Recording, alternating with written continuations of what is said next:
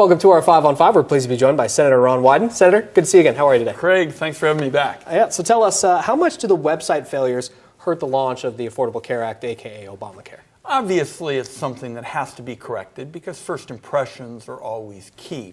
What this is all about is making sure that people can comparison shop, look at deductibles and premiums and co-pays. The exchange is almost like a farmer's market, so it's critically important that it be set in place and set in place quickly. Congress kicking the can down the road. I hate to use the cliche, but it's exactly what's happening with the debt ceiling and the budget. Do you think the next negotiation will be different, and why?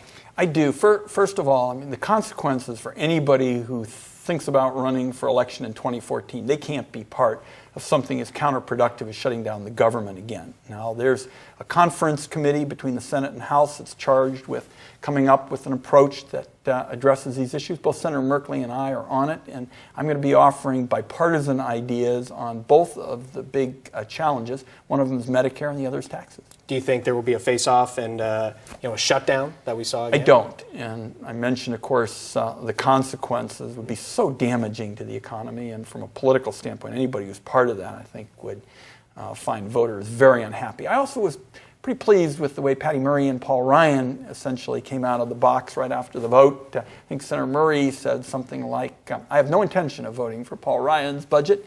And then she smiled and said, he has no intention of voting for mine. And both of them talked about how important it's going to be to find common ground. And as I say, I think the two big issues, Craig, that are the challenge to getting an agreement, one of them is Medicare. There are going to be 10,000 seniors turning 65 every day for the next 20 years. It is the big challenge in the budget. It's Medicare and taxes, and I've got some bipartisan ideas to offer on both.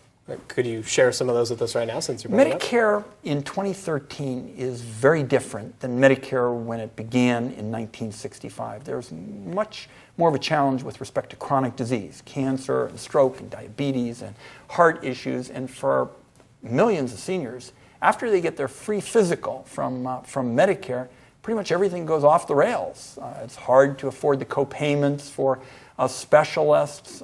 They end up very often self-medicating. They end up in the hospital emergency room, and by that time they've seen so many healthcare providers they can hardly remember all their names. And so the big challenge is to try to set in place a medical team that focuses on the kinds of approaches that keep seniors out of the hospital, and I think this offers an opportunity to deliver better care at lower cost. All right, very good. We're going to take a quick break. We'll have much more with the Senator in a moment. Stay with us.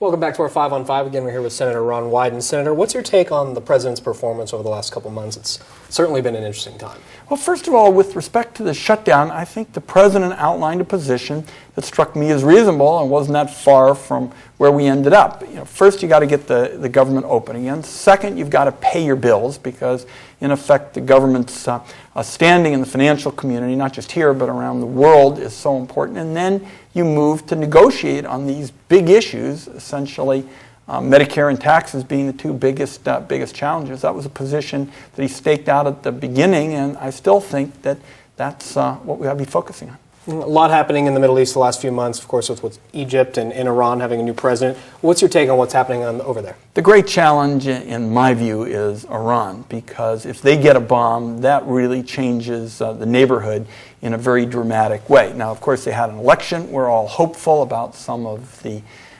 new statements that we're hearing. You saw the president in contact, in effect, with that phone call, but the centrifuges are still running. So I think that's the great challenge. If Iran gets the bomb, that changes the neighborhood very dramatically.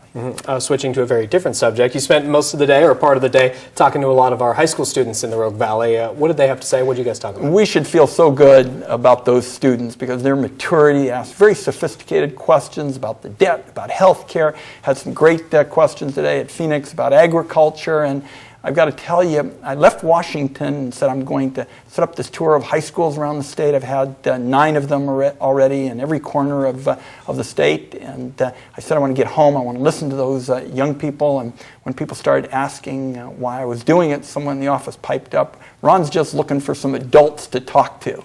And we should be very impressed with the young people at those schools in Southern Oregon. Certainly good to hear. So there's also a new report out by the state, the Office of Economic Analysis, that says the middle class here in Oregon is getting squeezed. We've seen that nationally, but now the state is noticing it here as well. What are you doing to help the middle class? Well, of course, job polarization, the idea that there will be people making very substantial salaries and people making very low salaries, is something we all ought to be concerned about. I'm focusing on a couple of issues that I think have a chance to be a boost for the Southern Oregon economy. The ONC legislation is so important to our state.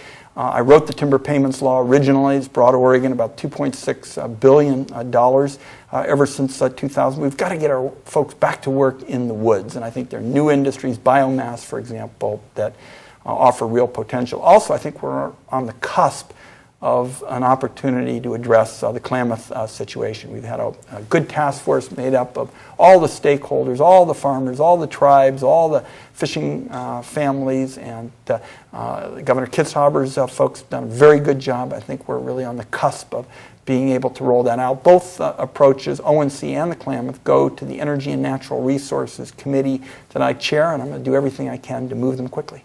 Very good, Senator. Good to see you as always. Thanks for having me. Stay with us. We'll be right back.